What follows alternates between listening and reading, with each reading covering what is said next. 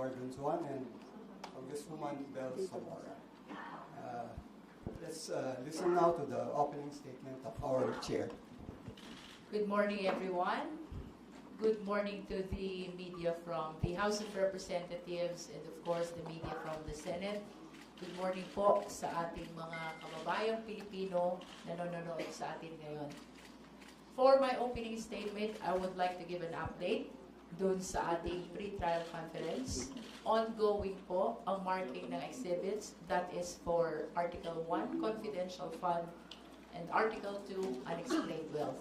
It has always been the position of the prosecution to expedite the pre-trial conference, and that is why we would want, really, to finish this marking today, no? But of course, there are challenges and limitations, and we acknowledge that. Now, after the marking of all exhibits for both parties, we anticipate to receive the pre-trial order from the impeachment court. And after the receipt of the pre-trial order, of course, both parties are given opportunity to file the respective comment if they desire to do so. And what is important, of course, is with regards to the start of the trial, it is certain that it will commence on July 6, as previously announced by the Senate. Now, about the pre-trial order, this is very important because it contains the stipulations of facts admitted by the parties. It contains the list of witnesses.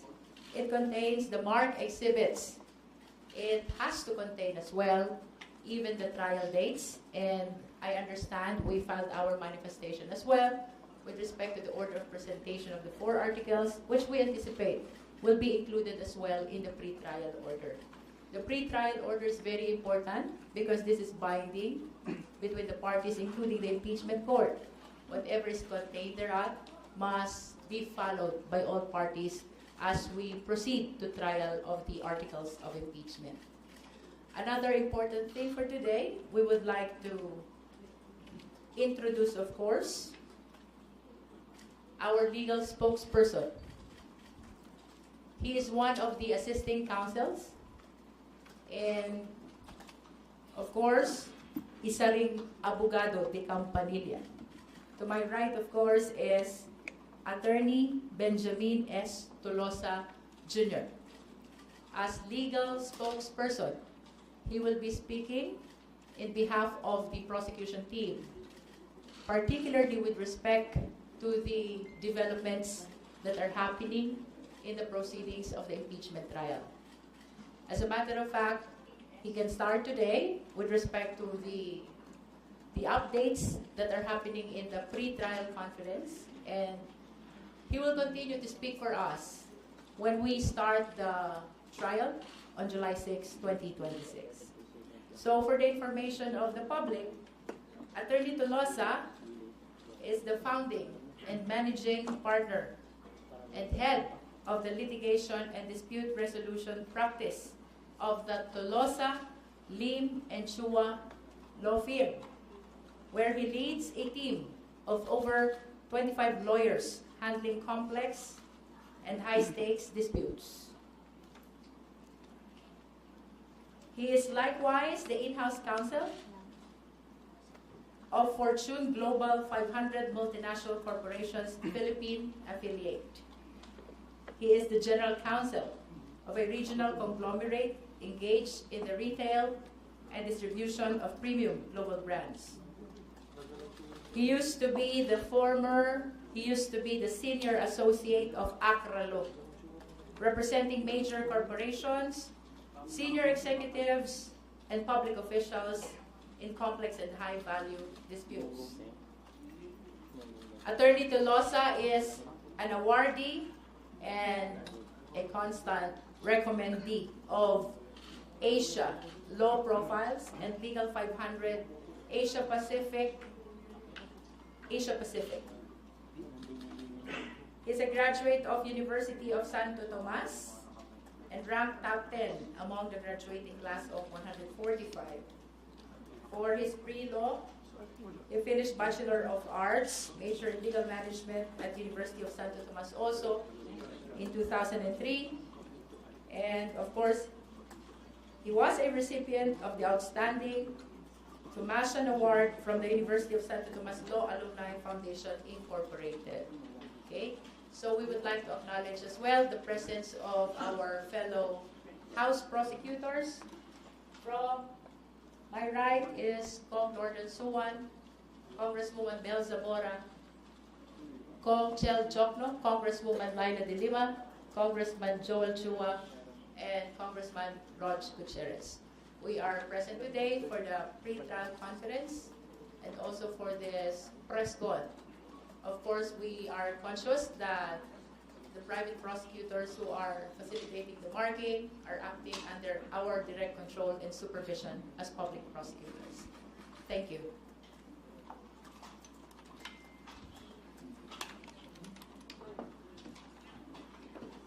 May we request for a short message first from our legal spokesperson, Attorney Jay Tolosa. Morning, everyone. So first, thank you so much for that very kind introduction. As we all know, the impeachment is a pivotal constitutional proceeding. In fact, it's one of the most important accountability mechanisms for public officials under the Constitution. So as a trial lawyer, I found it to be a meaningful opportunity to place my experience in the service of that process. So for now, as mentioned by Kong Jinky, I will focus on acting as a spokesperson. But of course, the main spokespersons will still be Congressman Adyong and Ko. And main purpose, I guess, for me is since I will be actively participating in the trial as well, and I'll be inside the courtroom, if there are quick updates that I need to communicate to the public, and answer questions that you may have, I'll be available and provide that information to you. So I would like to clarify my earlier statement. Attorney Jay Tolosa is not only a legal spokesperson. Soon he will be entering his appearance as well as one of the private prosecutors. So indeed, he will be participating actively in the trial. Thank you.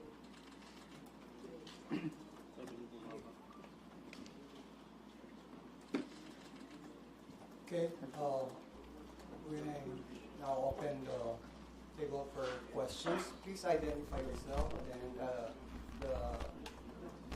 panelists who may want to address your inquiries. Ma'am? Gabriel Lalo po from Inquirer. Ma'am, just first question po, kasi nung weekend, over the weekend, may mga kumalat na rumors na parang nagkalamunan ng buhay daw po na parang ganun yung nangyari. Can you clarify po that, Chair? That is not true. I charge it to fake news. And the people should become very cautious now in watching from the social media. We should be careful in deciphering what is correct and what is false. Of course, I am conscious that I am representing the interests of the sovereign Filipino people. Hindi po ako papayag na lamunin ng buhay ang laban ng sambayan ng Pilipino. Can I also say something about that? It's normal, of course, for parties to claim that they got the upper hand in any particular game. So, of course, anything that I will say about it could be viewed as bias. No? But so to address that, let's just stick to let's stick to the facts. No?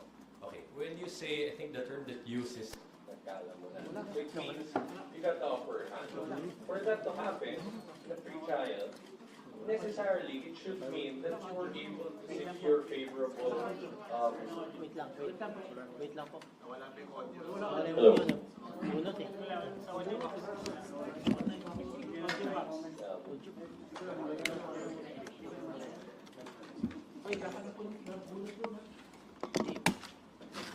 Yung linya. Patry. Hello. Okay na. Okay. Sige. Should I start from the beginning? Yes, sir. Okay. Sige. So, as I was saying, anything that they'll say about it, no, in terms of who really got the upper hand, of course that will be viewed as bias. No? So to properly address that, let's stick to the facts. Okay, when you say kinain, nakala mo na, what does that mean? No? It means someone got an upper hand, no, compared to the other. So what happened? It's a pre-trial conference. So in that context, to say that you got the upper hand, it should mean that you were able to get favorable rulings on your part. No? But that's impossible. Why?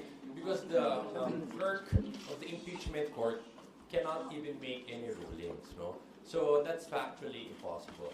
Now, but what I can say also factually, no, is that we were able to secure or successfully achieve our goal. No? What is that? To ensure that the pre-trial would proceed in an expeditious manner. No? Right at the start of the pre-trial conference, there was an attempt on the defense to raise an issue regarding the 2/3 threshold. No, to pose this as something that must be resolved before pre-trial could commence. And that is something that was quickly shut down by Congressman Luistro. No? And in fact, as you know, we were able to complete already the markings of evidence for 2 articles of impeachment. No? And today, we're continuing with the 2 other articles of impeachment, which is one for confidential funds and unexplained wealth. And we're hoping to finish that as soon as possible as well. If I may add also, I think as the state, as this proceedings progress, we can expect more of that, more of disinformation, more of fake news, more of factual distortions, spins of the real stories of the things that happen as the proceedings progress, lalo na pagdating natin sa trial proper. So we just have to be very circumspect and careful about perceiving things and in our reporting. So this is more sa SOCMED, and we should be very careful about these things. Because this is a highly charged event, of course, of the country. So certain players might be doing things that will again try to undermine, especially the cause of the prosecution. Thank you. Ma'am, second question po. Kanina po kasi bago mag-start yung pre-trial conference, nandun po yung mga lawyers from both the defense and the prosecution. Tapos parang nakita sila na parang nagmi-mingle naman, nag-uusap-usap. I know na normal ito, pero just to clarify po sa public, baka po kasi may mag-isip ng kung ano na parang bakit magkakasundo pala sila after all. Can you clarify po? Well, all of us are lawyers. At least we must be cordial with each other because we belong to the same legal profession. Nevertheless, of course, we are committed to our respective causes. The prosecution is here to prove its case in this impeachment trial, while the defense is there in order to prove the innocence of the respondent. That is what we meant by adversarial proceeding. But it does not negate the supposed cordial relationship among the members of the bar.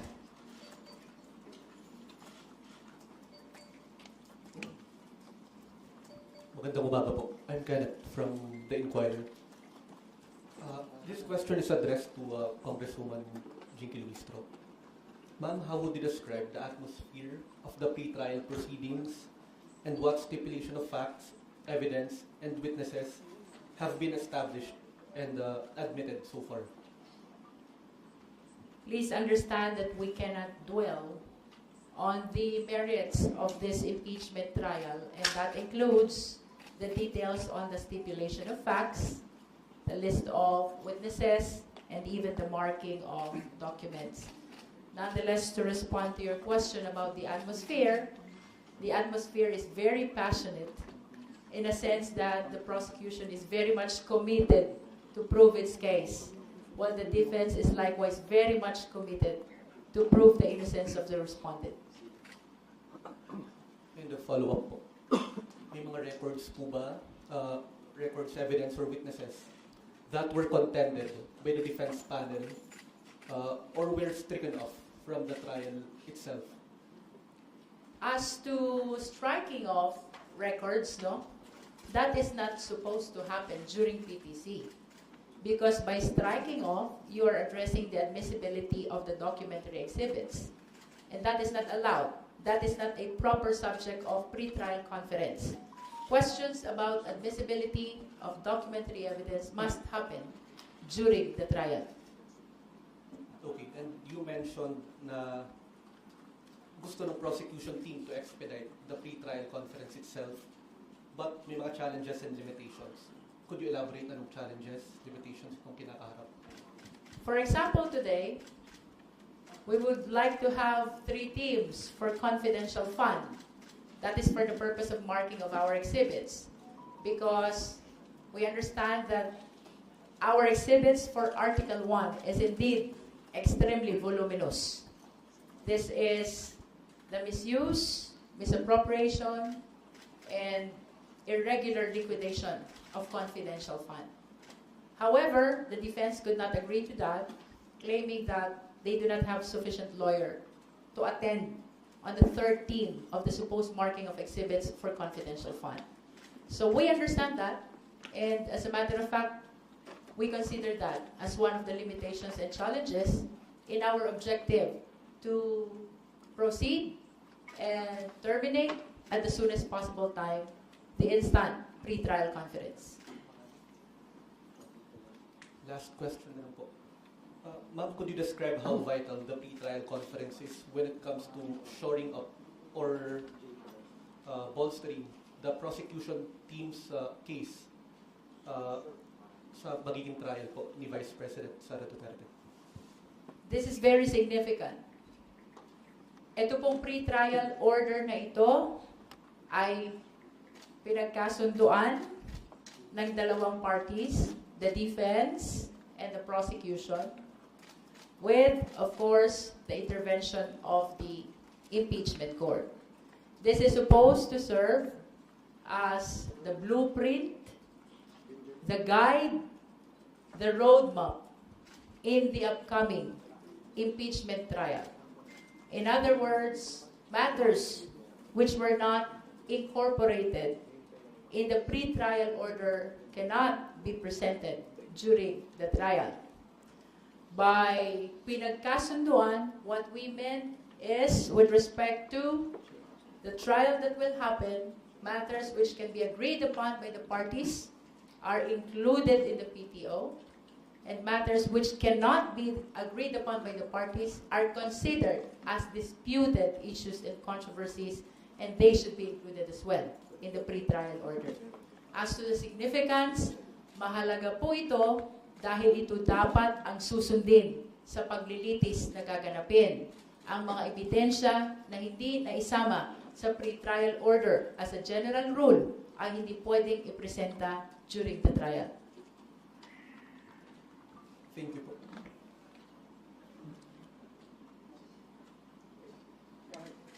Good morning po, Kongs. Kay Kong Jervil po. Kong Jervil, in your previous interview, sinabi niyo po na po pwedeng tumagal yung impeachment trial ng 3 months. Nananatili po ba itong timeline na to, or there is a possibility to mas mapahaba pa po yung paglilitis? If I will consider the number of witnesses and exhibits of both parties, mukhang hindi kakayanin ng hanggang September lang. But nevertheless, the number of trial dates for the prosecution and the defense is subject to the discretion of the impeachment court. So it will be the impeachment court who will have the final say kung ilan ang trial dates na ipagkakaloob sa prosecution, in the same way kung ilan ang trial dates na ipagkakaloob sa depensa. Pero nag-reflect na po ito dun po sa ibinigay niyo pong trial date sa impeachment court, yung more than 3 months.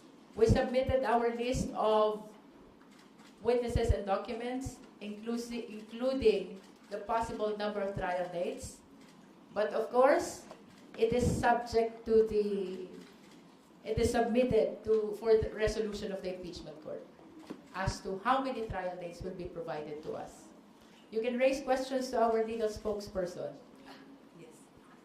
Sorry, just to add to that, the prosecution asked for 62 trial dates, and the defense asked for 30.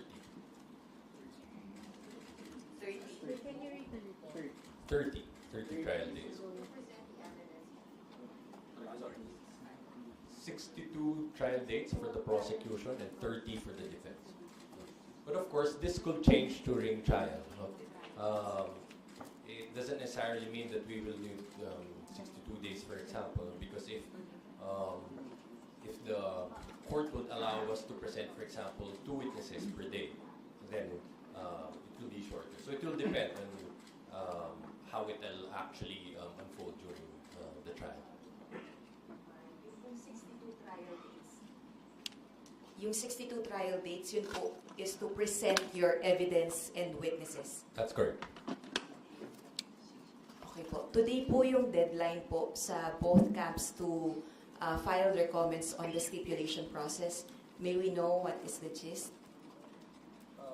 Yes, about that issue, maybe if I could just clarify, because it was asked a while ago. So, during the pre-trial conference, there was initially an attempt to discuss each and every proposed stipulation. But to abbreviate the proceedings, and which is exactly what we wanted also, the clerk of court allowed the parties to just file their written comments and counter proposals to each other's proposals for stipulation. And we're happy that that happened. Otherwise, hanggang ngayon hindi pa kami nakapag-start ng marking. No? So, that's one thing. As to the submissions of the parties, let's just wait for that. Both parties will comply with the deadline within the day. Just to clarify, may kalaki po bang motion? Yun pong comment nyo po sa stipulation process. Any motion? No, it's just a compliance to the clerk of court's directive to file our comments or any counter stipulations to their own proposals for stipulations. Right, sorry, last na lang po. Just for soundbite purposes po, 62 trial dates ang pong nilatag ng prosecution panel, while 30 trial dates ang defense. Why? Because of the number of witnesses that we've identified in our respective pre-trial briefs. But you will note that in their pre-trial brief, because they've adopted most of our own witnesses, they actually listed 97 witnesses. No? So it's also a question if how come they listed 97 witnesses but they only asked for 30 trial dates. Maybe this is an indication that there's really no intention to produce all of those witnesses. But of course, we don't want to preempt what actions they would want to do. Yeah. So just to be more specific, for the common witnesses, there are 16 named common witnesses, and there are 35 unnamed. What do we mean by unnamed? Because in their pre-trial brief, you would see there that there are a lot of witnesses which were not actually named. For example, 6 or 7 representatives from the Office of the Vice President, 3 representatives from the BIR. So meaning, but on our part, we identified particular officials or officers from the offices. But so common would be 51, both named and unnamed. And also add, since about that point, for the exhibits, we have 248 common exhibits, meaning 248 out of the 276 exhibits of the prosecution were basically copied also their pre-trial brief or listed also as their evidence. Pwede po mag-clarify, sir? Mabilis lang po na clarification. Yung 62 trial dates, yun po ang proposal nyo. Tapos yung defense, yun ang proposal na 30.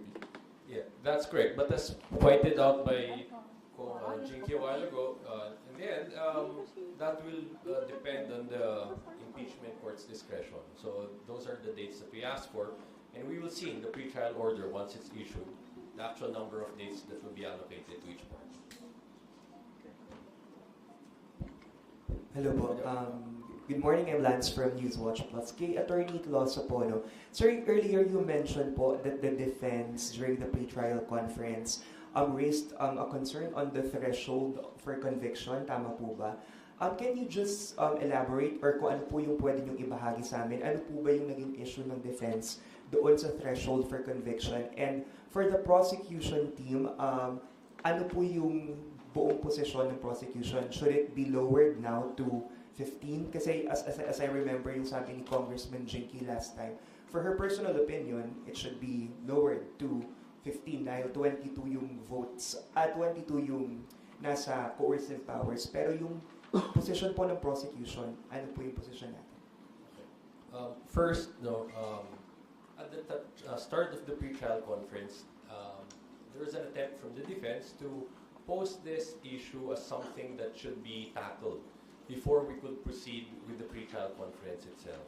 But as I mentioned a while ago, that was quickly shut down by Cong Luistro by pointing out that's not a matter that could be decided by the clerk of court, and it should not be used to delay the pre-trial conference. As to our position on that, this is, as I hope you'll understand, since it's possible that this is an issue that may come up during the proceedings, it would not be proper for us to talk about it at this point. But what I can say is that the intention of the prosecution is to make sure that we'll be able to establish a compelling case backed by overwhelming evidence, such that regardless of how this 2/3 requirement will be interpreted, we will be able to secure it. Another question lang po. Everything will come out naman po on the pre-trial order, but are you allowed to share right now kung ano po yung at least preferred ng prosecution na order of presentation? That's being finalized, and as I mentioned, we will file that submission within the day. Last question na lang po on my end. Since we're, I think, 2 weeks away from the trial, how are the preparations going for the prosecution panel? Alam ko po, nagkakaroon kayo ng iba't ibang paghahanda, nag-mock trials kayo, pero ano na po yung level ng kahandaan ng prosecution ngayon? Let's ask this question to Conchel.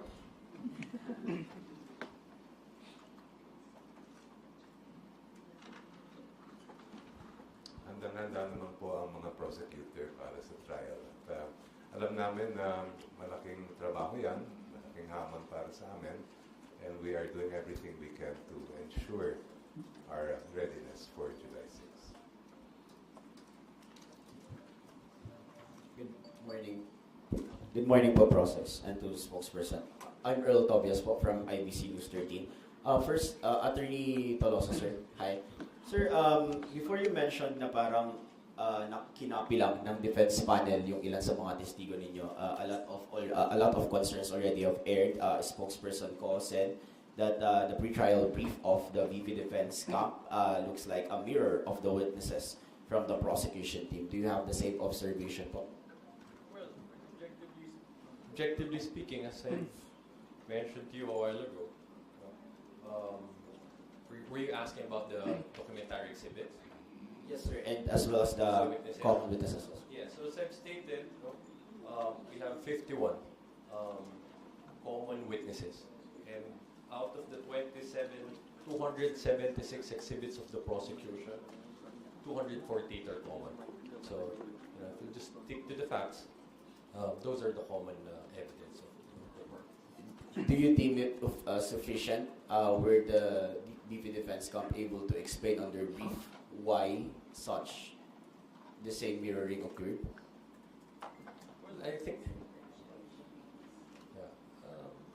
that's a question for them to answer, no? But what's curious for us is, as you could see in their answer, most of their defenses are technical and procedural arguments, right? So, so at the very least, this shows that, I guess the question being asked is, if you want to explain, for example, the source of the subject and explained wealth, then you'll be expected to present your own evidence to explain that. But we cannot see that in the pre-trial. Sir, just asking for confirmation or either denial because wala pong official na copy na nakarating sa media of the pre-trial brief because it's protected na po. But of course, some of its pages we've already seen, one of which is Ramil Madriaga, the defense team. Also, we saw a passage saying Ramil Madriaga for this purpose, and it's also just the mirror of the prosecution team's pre-trial. Would you confirm, sir? Maybe it will be better if we wait for the pre-trial order. So you will see the official witnesses listed by both parties. Last question from my end po.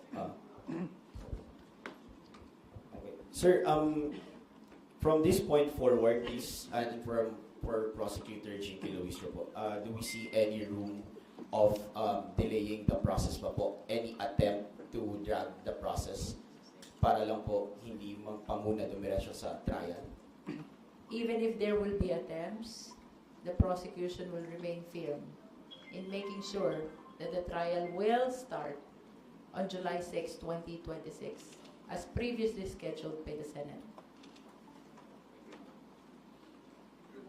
Good morning po, Jonathan Andal, GMA News. Balikan ko lang po yung nag-circulate na report over the weekend. The report also claimed that the House prosecution team appeared unprepared for the defense team arguments, claiming that si Attorney Lorna Hapunan para ang nag-take ng lead because allegedly the House prosecutors were struggling to keep up. Can you clarify po that part? We are not struggling. We are very much prepared. But as I have said, it has been our position to have this pre-trial conference in an expeditious manner. So regardless of the manifestations that were raised by the defense, including counter-stipulations, we maintained our position that cannot be resolved by the clerk of court, and therefore we should proceed immediately to the agenda of the pre-trial conference. Our refusal to comment to the manifestations of the defense doesn't mean that we are not prepared. We simply maintained our position that those issues are not proper for PTC, and therefore we must confine to the agenda of the pre-trial conference. Okay, we can entertain one more question if you have. Okay, Raymond. Good morning, everyone. I'm Raymond Alpaz from DCR. It's on the part of the Senate. Concerned ba yung lumabas na report recently na yung Senate, apart from Senate President Sherwin Gatchalian, balak nila na mag-elect pa ng ibang possible impeachment presiding officer? The name of Senator Cheese was floated. Concerned ba ito sa process? For us, we are aware that this is a constitutional duty. This is not a question of who is the presiding officer. So regardless of whether it is SP Win Gatchalian or Senator Win Escudero, Senator Cheese Escudero, who will be presiding the impeachment trial, the position is expressing utmost faith and confidence to the impeachment court. Okay, one last question. Jodea Bernardo po from DATV News. We can remember po na sinabi po ni Kong Luistro that ideally 11 din po ang maging public prosecutors. Ngayon pong pinakilala po natin si Attorney Tolosa. Does this mean the private prosecutors are complete? It will be more than 11. We're still finalizing the second batch of private prosecutors who will be entering their appearance as well to the impeachment court, but definitely it will be more than 11. Well, maybe you can consider Attorney Jay as the 11, but definitely there will be more. And we hope to introduce them within the week as well. Thank you po. Okay, one last question. Thank you po. Important lang po because na-mention na rin po earlier days, ma'am and attorney, na the defense camp, pinatatanggal po nila lahat ng mga ebidensya and attachments, annexes na wala po sa original impeachment complaint. Ano pong nangyari doon sa pre-trial? And since meron pong comment na isasubmit today, nanindigan po ba ang BP Defense Camp na dapat hindi isama yung mga wala sa original impeachment complaint, and would the prosecutor yield to that po? We maintain the position that even evidence which were not attached to the impeachment complaint can validly be presented before the impeachment court. As a matter of fact, that is the reason why the Justice Committee of the House of Representatives was granted the compulsory process of issuing subpoena duces tecum and subpoena ad testificandum.